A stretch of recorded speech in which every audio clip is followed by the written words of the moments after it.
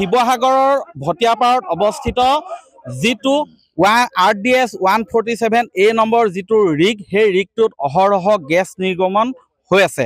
এই গেছ নিৰ্গমন ৰোধ কৰিব পৰা নাই আজি 10টা দিনে আৰু এই গেছ নিৰ্গমন হৈ থকাৰ এটা অন্যতম কাৰণ হৈছে SK পেট্ৰ নামৰ ঠিকাদাৰী প্ৰতিষ্ঠানটো। সেই SK পেট্ৰ লিমিটেড নামৰ ঠিকাদাৰ প্ৰতিষ্ঠানটোৱে লিজত লৈছিলে সেই ৰিগটো আৰু তেওঁলোকে সঠিকভাৱে পৰিচালনা নকৰাৰ বাবে তাত সঠিকভাৱে কাম নকৰাৰ বাবে গাফিলতি কৰাৰ বাবেই গেছ নিৰ্গমন হ'বলৈ পালে বুলি অভিযোগ উত্থাপন কৰি আহিছে বিভিন্ন দল সংগঠনে আৰু সেই SK পেট্ৰৰ লিমিটেডৰ স্বত্বাধিকাৰীক গ্ৰেপ্তাৰৰ দাবী জনাইছে।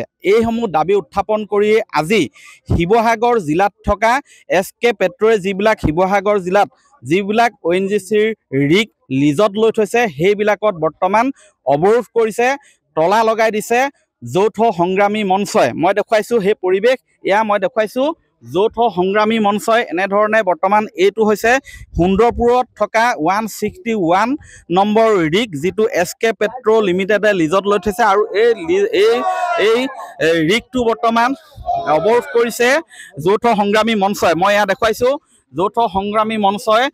মই ইয়াত আহোম সেনাৰ আছে কি ক'ব?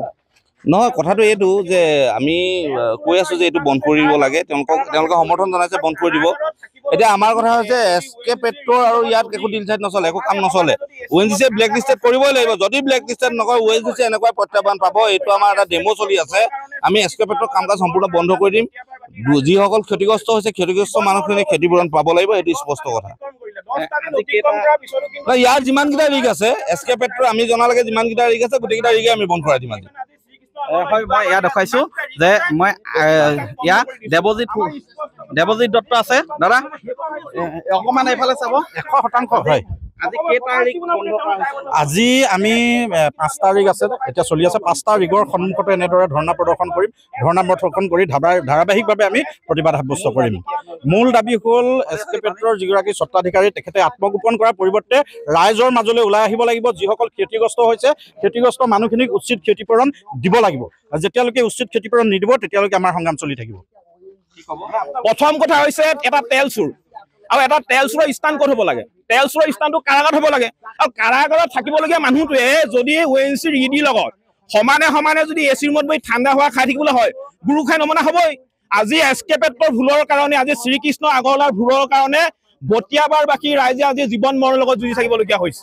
10টা দিন অতিক্ৰম কৰিলে। 10টা দিন অতিক্ৰম কৰাৰ পিছতো কিন্তু SK পেট্ৰৰ মালিক শ্ৰীকৃষ্ণ আগৰৱালাই ভটিয়াবাৰবাসী ৰাইজৰ এটা খবৰ ল'বলৈ নগ'লে। যাৰ পৰিপ্ৰেক্ষিতত আজি আমি জাতীয় সংগ্ৰামী অসমৰ লগতে শিৱসাগৰ জিলাৰ জাতীয় জনগোষ্ঠীয় দল সংগঠন ঐক্যবদ্ধ হৈ SK পেট্ৰৰ যিমানকেইটা ৰিগ শিৱসাগৰত চলি আছে সকলোকে ৰিগ আমি বন্ধ কৰি দিছোঁ। আমাৰ স্পষ্ট কথা, যি কোম্পানীয়ে অসমত ব্যৱসায় কৰি অসমৰ সমাজ জীৱনৰ প্ৰতি দায়বদ্ধ নহয়, যি কোম্পানীয়ে অসমত ব্যৱসায় কৰি অসমৰ মানুহৰ প্ৰতি দায়বদ্ধ নহয়, তেনে কোম্পানীক আমি অসমত চলিবলৈ নিদিওঁ। আৰু SK পেট্ৰৰ 5টা ৰিগ এতিয়া চলি আছে, 5টা ৰিগ আমি বন্ধ কৰি দিম। এয়া মই দেখুৱালোঁ পৰিৱেশ যে তেওঁলোকে এনেধৰণে অৱৰোধ কৰিছে।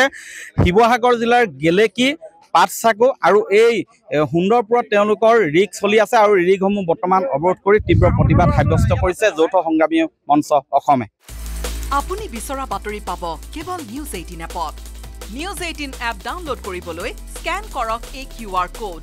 গুগল প্লে ষ্টৰতো পাব এই নিউজ 18 এপ।